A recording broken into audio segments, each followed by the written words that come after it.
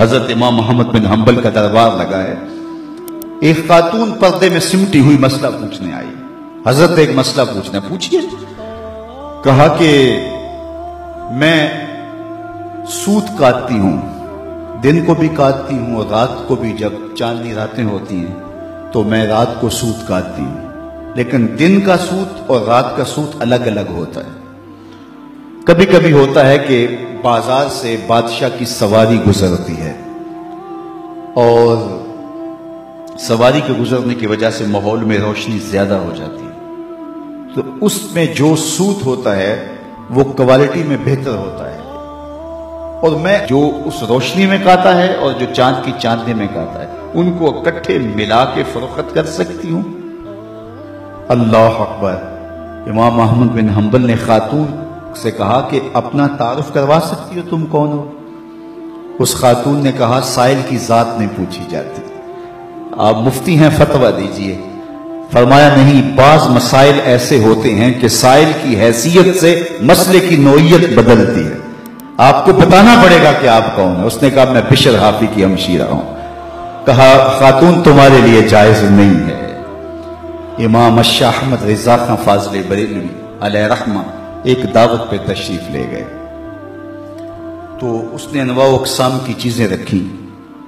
تو شوربہ بھی رکھا تو آپ نے تھوڑا سا شوربہ چکھا تو اتنا لذیذ تھا کہ جی چاہا کہ شوربہ پیوں. تو صاحب دعوت کو بلایا، کہا کہ اگر تمہیں اجازت دو تو میں شوربہ پی سکتا ہوں. اس نے کہا حضرت یہ سب کچھ رکھا ہی آپ کے لیے. کہا نہیں، شوربے کا عرف معقول ہے، مشروب نہیں. شوربہ کھایا جاتا ہے، پیا نہیں جاتا، اس کا عرف معقول ہے، مشروب نہیں. تم نے شوربہ تیار کیا ہے کھانے کے لیے، سالن کے طور پہ، اور اگر میں پی لوں اور میرے دیکھا دیکھی باقی بھی پینے لگے تو شوربہ تو ایک جھٹکا بھی نہیں لے گا اور تمہیں شرمندگی ہوگی. اس لیے میں اگر پینا چاہتا ہوں تو میں آپ سے اجازت لینے کا پابند ہوں، اس لیے کہ میں عرف سے ہٹنے لگا. اور ہم سب کچھ ہڑپ کیے جا رہے ہیں اور ہم صوفی ہوتے ہیں، ہم غوث زماں ہوتے ہیں. آج کل ہر آستانے پہ غوث زماں ہوتا ہے، ہر آستانے پہ قطب زماں ہوتا ہے. کبھی صدیوں بعد کوئی غوث آیا کرتا تھا. اللہ اکبر. کیسا طوفان بدتمیزی مچا ہوا ہے اور کیسے القابات کی بے توقیری ہو رہی ہے. ہر لئی میں رازدار دین چھپے. اقبال نے کہا ہر کمینہ دین کا رازدان بن کے بیٹھ گیا. تو یہ ہے ہمارے بزرگوں کی احتیاطیں، یہ طریقت کا مزاج ہے.